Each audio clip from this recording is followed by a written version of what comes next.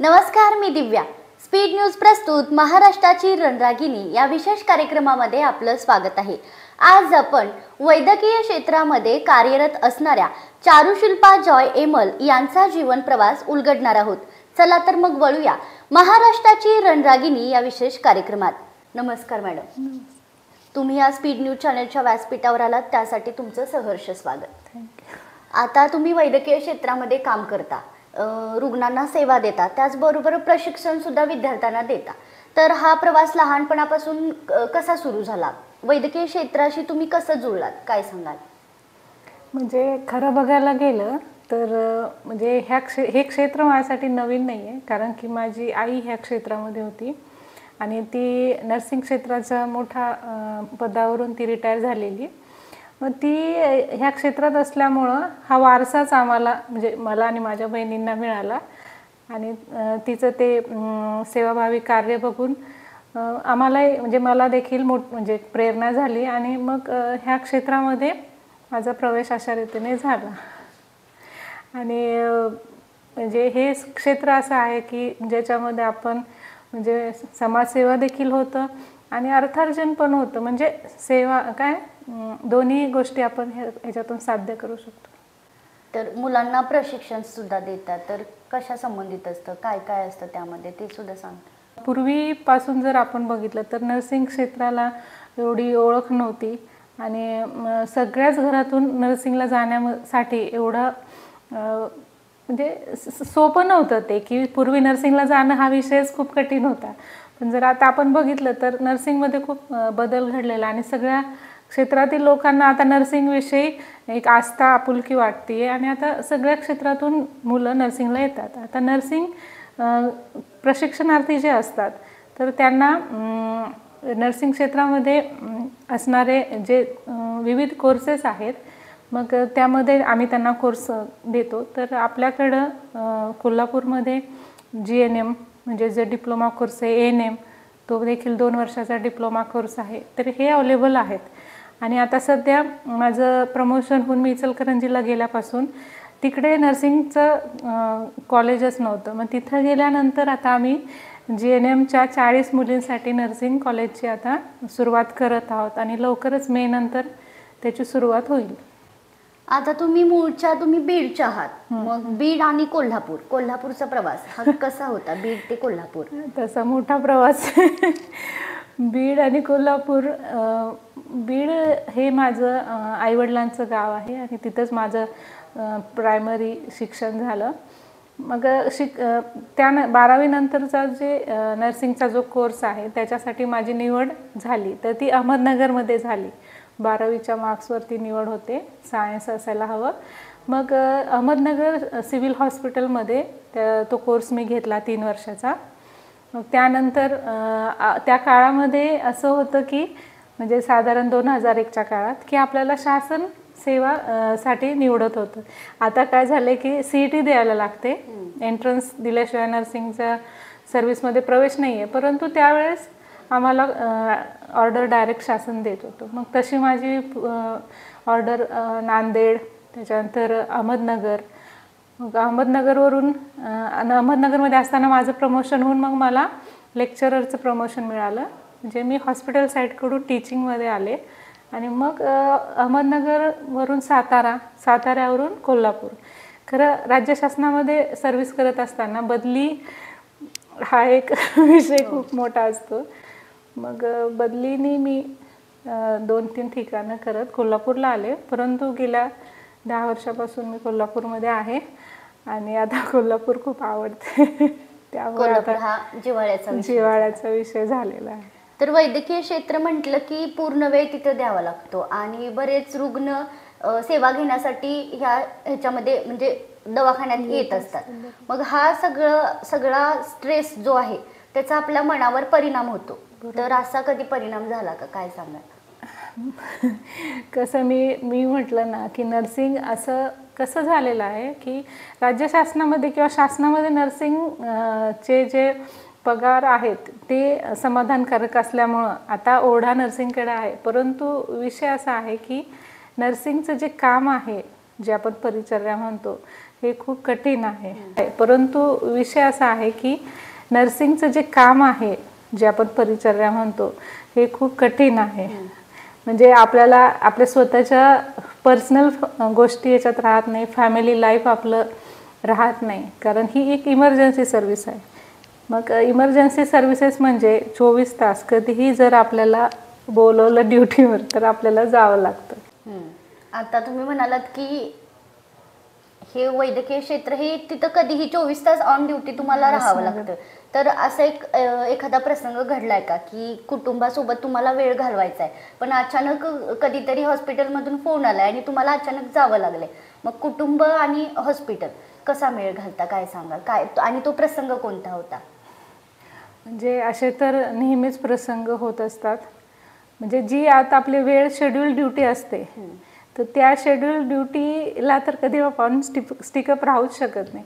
म्हणजे कसं असतं की जर पेशंट आले किंवा मास कॅज्युअलिटी आली किंवा काही असे पेशंटची संख्या जास्त असली, तर त्यावेळेस आपल्याला त्या ठिकाणी राहून ते त्यांना सेवा देणं आणि त्यांना म्हणजे सेटल केल्याशिवाय आपण त्या ठिकाणातून निघू शकत नाही. त्यामुळे आपल्याला तिथं थांबणं गरजेचंच आहे. आता रिसेंटली मी सध्या इंदिरा गांधी मेमोरियल हॉस्पिटल इचलकरंजी ते काम आहे सध्या वर्किंग. आमच्याकडं खूप मोठी साथ आली होती आता मध्ये ह्याची खिरेमधून विषबाधा झाल्यामुळं जवळपास 250 ते 300 पेशंट त्या ठिकाणी आले होते. आणि त्या पेशंटला म्हणजे इतका त्रास होता, त्यांना उलट्या, संडास, पोटातून कळ येणं. मग अशा पेशंट नुसती ओघाने येत होते, 50-50. मग अशा वेळेस आपल्याला घर आठवत सुद्धा नाही. आणि माझे लहान मुलं आहेत 2, ते वाट बघत होते. पण मी त्यावेळेस, त्यांचे वडील पण ह्याच क्षेत्रात आहे आणि आम्ही ती बाजू सांभाळून घेतो. जर ते बिझी असले तर मी तिथं थांबण्याचा प्रयत्न करते आणि जर मी बिझी असेल तर ते त्या ठिकाणी मुलांकडे लक्ष देतात. म्हणजे दोघं जण मिळून कुटुंब तुम्ही सांभाळता, तसंच तुमचं प्रोफेशन सुद्धा जपता. त्याचबरोबर आता विद्यार्थ्यांना तुम्ही वैद्यकीय क्षेत्राचं प्रशिक्षण सुद्धा देताय. आता मी तुम्हाला बेसिक सांगते की नर्सिंगमध्ये कुठले कुठले कोर्स असतात. तर आपण खालून जर गेलो तर सगळ्यात सुरुवातीला 2 वर्षाचा ANMचा कोर्स, 3 वर्षाचा GNM आणि त्यानंतर बेसिक BSc जे 4 वर्षाचं असतं. मग PBBSc पण असतं 2 वर्षाचं, ते GNM नंतर असतं. MSc PhD असे हे टोटल मेन कोर्सेस आहेत. असे छोटे छोटे कोर्सेस पण असतात, परंतु हे मेन आहे. मग ह्याच्यामध्ये कसं आहे की ANM, GNM आणि बेसिक BSc हे 12वी नंतर असणारे कोर्सेस आहेत. आता जर तुम्ही शासनामध्ये जर प्रवेश तुम्हाला पाहिजे शासकीय कॉलेजमध्ये, तर तुम्हाला सायन्स असणं अपेक्षित आहे GNM आणि बेसिक BScसाठी. आणि नुसतीच सायन्स असून नाही तर तुम्हाला MSCT सुद्धा देणं गरजेचं आहे. आता ANMसाठी कसं आहे की तुम्हाला कुठल्याही क्षेत्रात म्हणजे फॅकल्टीतली 12वी असणं अपेक्षित आहे, म्हणजे सायन्सच असावं असं नाही आहे. तर GNM आणि बेसिक BScसाठी सेट दिल्याशिवाय तुम्हाला ॲडमिशन नाही आहे. आता पूर्वी कसं होतं की मार्कांवर प्रवेश दिला जात होता. आता तू जसं म्हटली, पण कसं आहे की ही शासनाची प्रोसेस आहे आणि वरून आपल्याला कोटा येतो आणि तो कोटा आल्याच्या नंतर मग आपण जाहिरात देतो. मग ही प्रोसेस शक्यतो 12वीच्या रिझल्ट नंतर असते. मग आपण जाहिरात देतो. प्रायव्हेटला कसं असतं की म्हणजे त्यांना हे बंधन नसतं ना, त्यामुळं ते त्यांच्या थोडा टाइम पिरियड जास्त ते घेऊ शकतात. पण आपल्याला कसं आहे, शासनाचं पत्र आल्यानंतरच आपण ॲडमिशन प्रोसेस सुरू करू आणि मग ती आपल्याला तेवढ्याच टाईममध्ये कंप्लीट करायची असते. मग आपल्याला एक 7 दिवसाचा वेळ ते देतात फॉर्म वाटपासाठी. त्या काळात आपण फॉर्म वाटप करतो. पण आता फॉर्म वाटप ही प्रोसेसच नाही राहिलेली. आता तुम्हाला CET देऊनच ॲडमिशन मिळतं. हो, सेट 10-12 वर्ष तुम्ही एक प्रशिक्षण देण्याचं काम करताय, तर मोफत प्रशिक्षण देण्याचं सुद्धा तुम्ही काम केले, तर त्याबद्दल काय सांगाल? म्हणजे आता कसं आहे की मी शासकीय सेवेत असल्यामुळं आपण जे प्रशिक्षण देतोय ते मोफतच इतके वर्ष होतं. पण प्रायव्हेटला जर तुम्ही म्हटलं खाजगी नर्सिंग कॉलेजेसमध्ये, तर मग तिथे फी असते. परंतु माझा जो प्रवास आहे तो सर्व जे शासकीय कॉलेजमधलाच आहे. त्यामुळे आम्ही मोफतच शिक्षण दिलेलं आहे. परंतु गेल्या 2 वर्षापासून एक कमीत कमी फी शासनाने चालू केलेली आहे, म्हणजे सार्वजनिक आरोग्य विभागाने. तर त्यामुळे ती फी काही खूप जास्त नाही आहे. आता प्रायव्हेटला किंवा खाजगी संस्थेमध्ये कितीतरी आपल्याला फी आहे, मग त्या मानाने आपण माफक दरात माफक अगदी म्हणजे शुल्लक फी आहे ती नॉमिनल, तर ती आपण देऊन कोणीही गरीब मुलगी जरी असेल तरी ती फी ती पे करू शकते. त्याचबरोबर तुम्ही नॅशनल लेवलचे कॅम्प सुद्धा भरवलेत. हो बरोबर. तर त्याबद्दल काय सांगाल? म्हणजे कसं असतं आता की शासन प्रयत्न करत असतं की आपल्याकडं जे असणाऱ्या समस्या आहेत, म्हणजे माता मृत्यू दर आहे, बालमृत्यू दर आहे, किंवा वेगवेगळे आजार आहेत, जसं उदाहरणार्थ TB आहे, लेप्रेसी आहे, किंवा अंधत्व आहे. मग असे जे प्रोग्राम्स आहेत की ते आपल्याला निवारण करायचं असतं. जसं पल्स पोलिओ, मग जे पल्स पोलिओ सुरुवातीच्या काळामध्ये अगदी नाही का आपण जोरशोर से केल्यामुळं आता आपण पोलिओ मुक्त भारत आपण आहोत. म्हणजे कुठे नॉमिनल एखादे 2 केसेस देखील आता आढळत नाही. मग ह्या सगळे प्रोग्राम आपल्याला नर्सिंग कॉलेजमध्ये आपण काय करतो, स्टुडंट्सना घेऊन करतो, आणि मग त्याच्यासाठी रॅलीज, पोस्टर कॉम्पिटिशन, रांगोळीज, अशा वेगवेगळ्या प्रकारे आपण हे नॅशनल प्रोग्राम्स आयोजन करतो आणि त्याचा प्रचार समाजापर्यंत करतो, जेणेकरून समाजामध्ये त्याविषयी जागरूकता निर्माण व्हावी की ह्या आजाराचा कशा प्रकारे आपल्याला उपचार मिळू शकतो, याचे कुठे जाणं आवश्यक आहे. आता एड्स आहे, एड्सविषयी लोकांमध्ये किती म्हणजे भीती होती. आता आपण हे जे नॅशनल प्रोग्राम्स जेव्हा राबवतो तर त्यावेळेस लोकांमध्ये त्याविषयीचं भीती कमी होती, लोक पुढे येतात आणि उपचार घेतात. तर मग हे सर्व आपण नर्सिंग स्कूलच्या माध्यमाने नर्सिंग मुलींकडून प्रोग्राम आपण, म्हणजे तुम्ही बघितली असेल की CPRला असताना कितीतरी मोठ्या मोठ्या रॅलीज आपण करतो. मग अशा प्रकारे आपण हे प्रोग्राम राबवत असतो. म्हणजे समाजामध्ये एक जागरूकता निर्माण करण्याचं या कॅम्पचा उद्देश आहे. येस, बरोबर. त्याचबरोबर आता वैद्यकीय क्षेत्र म्हटलं की काम जास्त असतं, आणि भविष्यात स्वतःला तुम्ही या क्षेत्रामध्ये कुठं पाहता, काय सांगा? म्हणजे तसं तर आपल्याला म्हणजे सांगावं लागेल की नर्सिंग क्षेत्राचं दुर्दैव आहे की ज्या प्रकारे त्याला स्कोप मिळणं अपेक्षित होतं तसं मिळालेलं नाही. म्हणजे एक 3 वर्षाचा कोर्स केला GNMचा तरीही आपल्याला डिग्री मिळत नाही, पण तेच आपण बाहेर कॉलेज केलं तर डिग्री मिळते. म्हणजे नर्सिंग क्षेत्रामध्ये खूप मोठ्या बदल घडण्याची आवश्यकता आहे की एक 3 वर्षाचा कोर्स करूनही ती व्यक्ती जर डिप्लोमाच राहते तर मग आपल्याला नैराश्य येतं ना की आपण इतकं शिकतोय. म्हणजे आता आम्ही पण PhD होण्यासाठी कितीतरी मोठा प्रवास, GNM मग BSc, मग MSc, मग PhD. मग हे जे आहे हे दुसऱ्या क्षेत्रासाठी खूप सोपं आहे, पण नर्सिंगसाठी हे अवघड आहे. आणि ह्याचे उच्च पद वर नर्सिंगच्या जाताना खूप कमीत कमी पदं आहेत, त्या पदांची संख्या वाढावी. म्हणजे हे सगळं होणं खूप अपेक्षित आहे. तर मला पण खूप म्हणजे आता कोणालाही वाटतं ना आपण डायरेक्टर पदापर्यंत जावं, पण ते खूप अवघड आहे कारण पदच कमी आहेत. मग त्यामुळं ते आता सध्या तरी मी मेट्रन अधिसेविका ह्या पदावर आहे आणि ह्यानंतर तिकडे प्रमोशनच नाही आहे. म्हणजे आता मी कसं सांगू शकेल की मी कुठं बघते. हां, पण एक आहे की सामाजिक कार्य मी माझं वैयक्तिक करू शकते, जे की मी सदैव करतच असते. त्याबद्दल काय सांगाल तुम्ही? सामाजिक कार्य करता म्हणजे माझे वडील आहेत, ते ख्रिश्चन धर्माचे धर्मगुरू आहेत. त्याच्या अनुषंगाने आम्ही गरीब लोकांना म्हणजे ज्या गरजेच्या वस्तू आहेत त्या पुरवणं, म्हणजे अशा प्रकारे जे आहे. आणि माझं ड्युटीवर असताना सुद्धा, सेवेत असताना पण कुणी गरीब मुले असतील तर त्यांना योग्य मार्गदर्शन करणं. आता अशा प्रकारे आपण जे गरजू लोक आहेत त्यांना योग्य मार्गदर्शन केलं तर ते इच्छित स्थळी पोहोचू शकतात ना. समाजामध्ये अनेक वाईट गोष्टी घडत आहेत, तर वैद्यकीय क्षेत्र ही महिलांसाठी कितपत सुरक्षित आहे, काय वाटतं?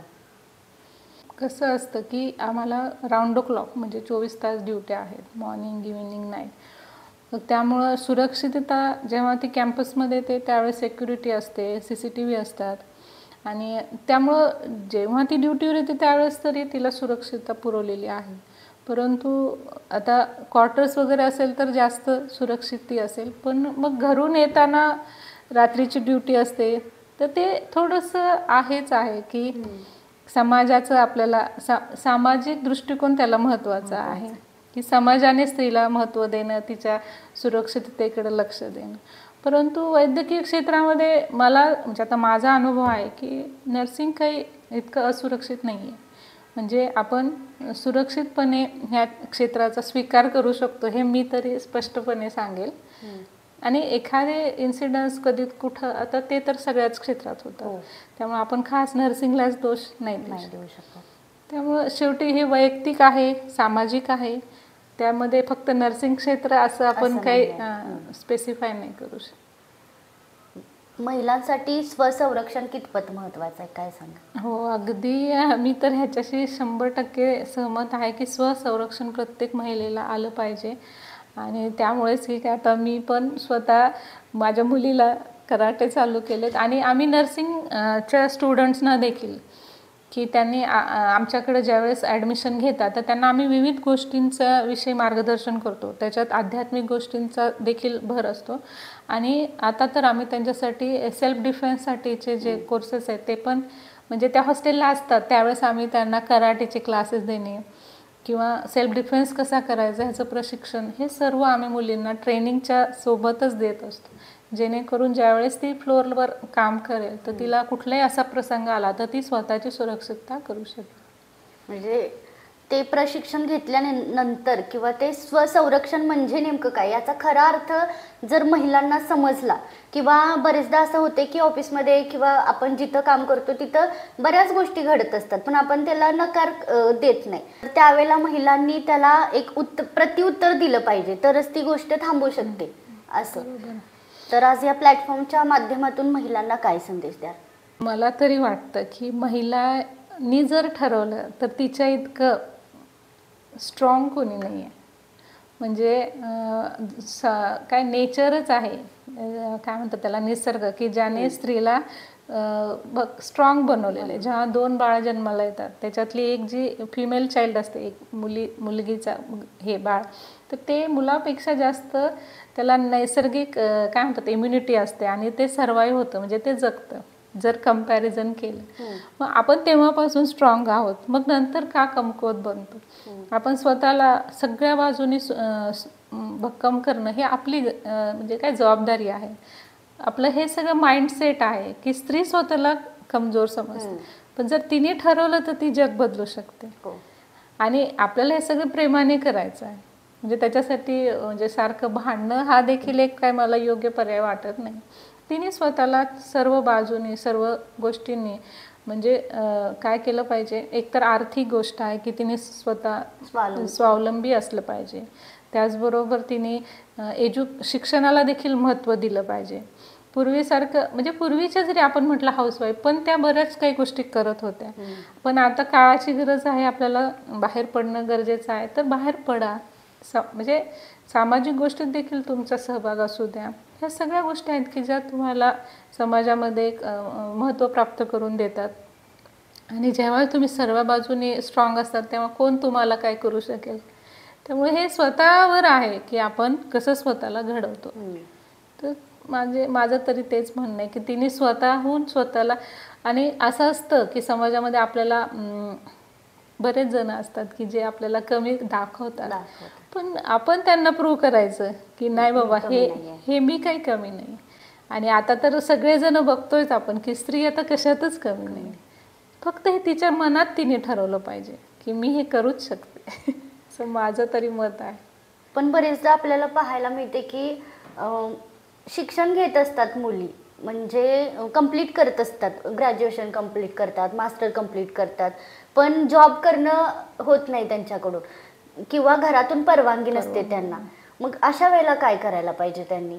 कारण आपण लहानपणापासून ग्रॅज्युएशन करणं किंवा मास्टर करणं हा शिक्षण क्षेत्रामध्ये आपण खूप वेळ घालवलेला असतो आणि आपल्या इच्छा सुद्धा असतात की आपण पुढे काहीतरी करायला पाहिजे, पण त्यांच्यासाठी आपण ते कुठेतरी थांबवतो. किंवा लग्न झाल्यानंतर सुद्धा ज्या गोष्टी आपण आधी करत असतोय त्या लग्नानंतर आपल्याला करायला मिळत नाही. मग अशा वेळेला महिलांनी कसा स्टँड घ्यायला पाहिजे त्यांच्या स्वप्नांसाठी? आता म्हणजे हे थोडं ह्याला आपल्या म्हणजे समाजाचाच ह्याच्यासाठी मूळ कारण तर समाज आहे की समाजाच्या भीतीनेच आपले घरचे देखील आपल्याला बंधनं घालतात. म्हणजे हे सामाजिक परिवर्तनाची गरज आहे की आपल्या मुलीसारखंच आपण दुसऱ्यांच्या मुलीला सुद्धा जर मान सन्मान करू तर त्यांना देखील त्यांची मुलगी घराबाहेर पाठवण्यासाठी काही भीती नाही वाटणार. म्हणजे आपल्याला वाटतं आपली स्वप्न, पण त्याच्या मागे घरच्यांचा दृष्टिकोन असतो की ही सेफ राहावी. तर आपल्याला घरच्यांना विश्वासात घेणं गरजेचं आहे. आपल्या सुरक्षिततेसाठीच ते म्हणतायत, त्यामुळे आपण घरच्यांना विश्वासात घेऊन आपण आपली स्वप्न देखील पूर्ण करणं गरजेचं आहे. म्हणजे स्वप्न तर काय आपण स्वप्न न पूर्ण करता जगणं म्हणजे खूप कठीण आहे. तेव्हा स्वप्नांना पूर्ण करण्यासाठी सोबत घरच्यांना घेऊन जाणं देखील आवश्यक आहे असं मला वाटतं. म्हणजे आपली स्वप्न आणि घरचे हे दोघांना बॅलन्स ठेवता येऊ शकतो आणि एक स्त्री सारखा बॅलन्स कोणीच ठेवू शकत नाही. आपण जर म्हटलं पुरुष, मी त्यांना कमी म्हणत नाही, पण हे निसर्गाने दिलेलं आहे आपल्याला की आपण सगळीकडचं बॅलन्स ठेवू शकतो आणि तो करू शकतो. फक्त आपल्याला ते जमलं पाहिजे. म्हणजे आता सध्या आम्ही तरी करतोच आहोत ना, घर, व्यवसाय आणि सगळ्यांना आपण योग्य न्याय देऊ शकतो. म्हणजे एखाद्या गोष्टीची आवड असेल तर त्याच्यासाठी आपण सवडही काढतो. आणि मला तेच म्हणायचं की जेव्हा आपण एखाद्या गोष्टीसाठी सबब देतो तर त्याचा अर्थ असा की आपल्याला खरंच मनातून ते नकोय. जर पाहिजे असेल तर तुम्ही कसंही मिळवाल. अशा प्रकारे आज या व्यासपीठाच्या माध्यमातून तुम्ही इथं आलात, त्याचबरोबर वैद्यकीय क्षेत्र तसंच तुमचं आयुष्य, या आयुष्याचा जीवन प्रवास या व्यासपीठाच्या माध्यमातून तुम्ही शेअर केलात, त्याबद्दल तुमचं धन्यवाद.